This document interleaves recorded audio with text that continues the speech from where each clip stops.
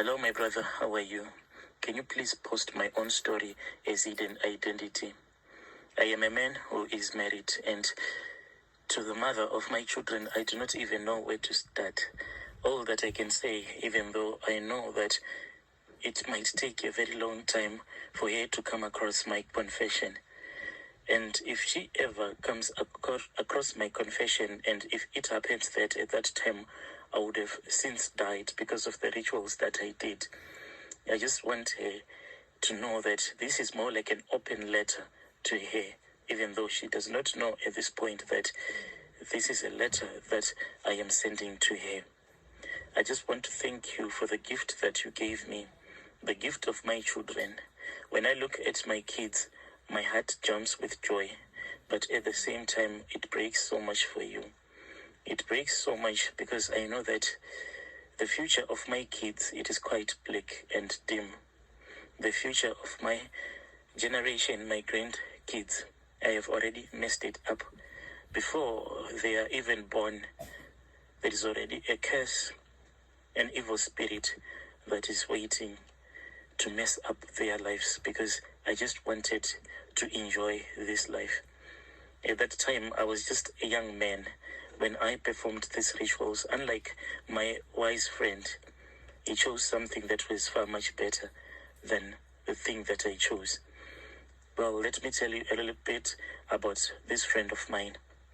He was the one who introduced to his own traditional healer. This traditional healer of his was always a part of their family. In their family, they are not allowed to go and visit your regular doctors. Rather, they depend on herbs. So when we met in college, he used to go around with a lot of herbs. And I noticed that herbs do work. In reality, they do work, regardless if they are evil or good herbs, but they do work. He always had the herbs with him. Each and every morning, he would prepare the herbs that looked more like tea. It was sort of like a tea that he would prepare for us without sugar or anything. He said that this would clean our system so that we can chase away the evil spirits. But later on, the more that I wanted to use these herbs, the more that I chased the powers. I wanted the true source of their power. And the more that I pressurized him, he then said that it is fine. Let me take you to one who is a family doctor.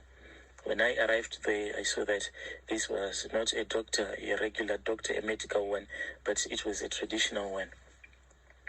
And we were made to perform some rituals. It was quite a lot for me to take in.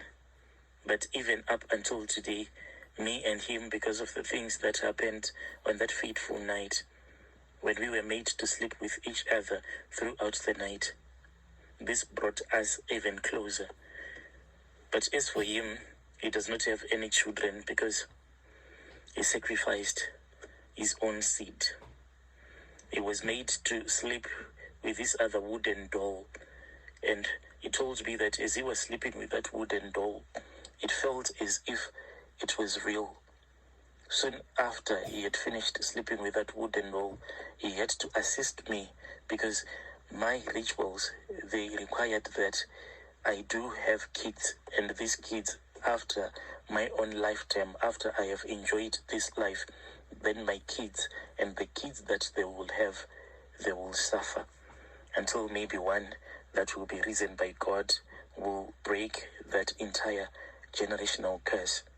As long as my children will follow after my footsteps, as long as they will be living in sin, this generational curse will last forever.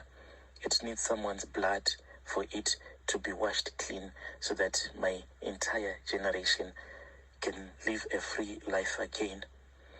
Hence, I said that my wife, all of these things, she does not know, because when she met me, if she knew that this was the heavy burden that I was carrying on my shoulders, I don't think that there is any normal woman who can actually stomach the thought of giving birth to a man and giving birth to kids that you know very well that your husband has already sacrificed them.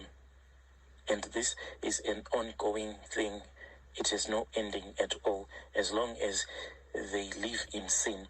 But generational curse will never leave my family. When we went to my friend's village, we were both asked what we wanted to achieve in life. Of course, we both answered that we wanted abundant riches. But in my own case, I went an extra step and I said, I want riches that are so plentiful that my wealth will never come to an end. The healer then asked me, what was I going to use with all the money that I was going to get soon after these rituals? Because my friend had said that all that he wanted was money so that he can enjoy a comfortable life. But I wanted to take care of the rest of my family members. The traditional healer said that since you want to take care of everyone in your family, Jason has home serve cover to keep his home working and claims lines he can call 24/7. Since you want to take care of everyone in your family, then you have to sacrifice, and this sacrifice has to be an ongoing thing. You cannot sacrifice once, unlike my friend when he made love to that doll that was made out of wood. The seed that entered into the seed that he left in that wooden doll, that was all that it was needed for the rest of his life. But he cannot have a child. That was a once-off thing. But as for me, it is an ongoing thing because I chose my family. Yes, I wanted this money, this blood money, but I wanted to assist my family as well. So I then cursed my own seed. Any seed that comes out of me, any child that is born out of my seed is cursed from the day of inception.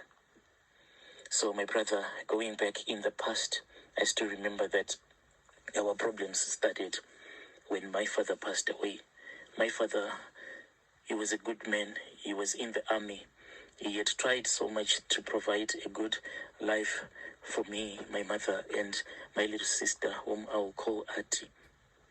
So after my father passed away, that was when my father's relatives, they turned their backs on us.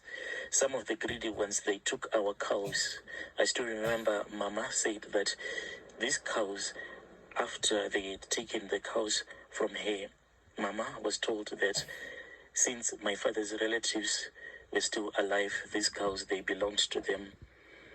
And one of my uncle, the one who had lasted after my mother, ever since my father was still alive, after his brother had passed away, that was when he came to my mother and he proposed love to my mother. And my mother said, it is such madness. I cannot do that. I cannot dishonor the memory of my husband. Then my uncle said, very well, then you are not going to get your cows back. You are only going to get your cows when your daughter has been married. At that time, when this thing happened, my little sister Ati, she was only 3 years old. She was busy playing with her handmade dolls. So when I looked at the situation that my mom was now in and facing, I had to make it in life, for I had promised my little sister that when big brother makes it in life, I will buy her proper clothes, I will buy her clothes, and I will buy her proper sanitary to wear. It pains me a lot whenever I look back in the past, because as for my mother, what she will do is that she will take some of my father's old clothes, then she will cut them up and she will use them as if it was a sanitary pad. This is what my mother used to do. We were so poor soon after my father passed away because they came and they collected everything from our household. They took even the pots. In our culture, they say that the pots belongs to the woman, but these pots, they were really beautiful. My father had bought some of them recently for my mother as a gift, and then my father's relatives, they targeted everything. They left us with nothing. They took all the livestock except for the chickens. That is all that we were left with. After completing my high school, I had to go to a technical college. When I arrived at that technical college at Morgenster, it was really difficult for me. The whole cultural thing had changed, the environment had changed. That was when I started dating this other young lady. She was really beautiful, but she was not of my class. And this friend of mine, the one who later made me to become a ritualist, he came from a family whereby we cannot say that they were wealthy, but they were able to live a comfortable life. So he kept on telling me that I should date this girl, even though this girl was destroying me, like financially. What I'll do is that whenever my mom will send me some money, then she will be the first one that I would hand over the money to. So life was really difficult. I wanted more in life. I didn't want to suffer, and I didn't want my mother to suffer. And with the economy, it was just not so great for college graduates. That was when my friend gave me that idea. The more that he fed me his herbs, the more that I got interested in communicating with the spiritual world, with the spiritual beings. That was when the guy took me to his village, and we performed that ritual that I mentioned earlier on. As for my friend, my brother, yes, he has stayed with several women, but all of these women that he has stayed with, he gives them nothing but bad luck. That is what I was told, that if you sleep with this wooden doll representing a woman, any woman, after you leave this compound that you are going to sleep with, you can only give her bad luck. I have a good heart, my brother.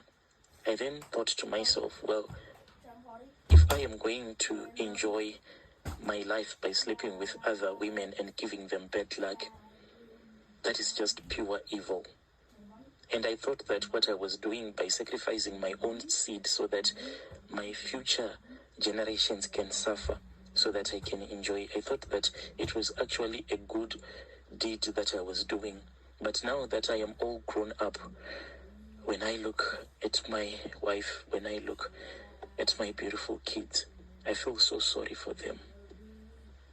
I feel so sorry for my boys, because I know that their seed, because of me, their seed that will come out of them will be nothing but a cursed seed. I feel so sorry for my future daughter-in-laws, for they have to carry this cursed seed of mine, all because of me, because of the pleasures of this world, because of wanting and chasing after material things. My brother, ever since I did these rituals, I have driven top-of-the-range cars, but I have come to realize that King Solomon was not a fool when he said that all is vanity. There was a time when I was still excited by driving a top-of-the-range car that would be on the market at that time, but I have came to realize that a car is a car. As long as you are able to move from point A to point B, it doesn't matter if you drive a car that's worth millions and millions of dollars, or if you just drive a car that costs you $1,000, because I have seen big men fall. I have seen big trees being cut to the ground when their time has arrived.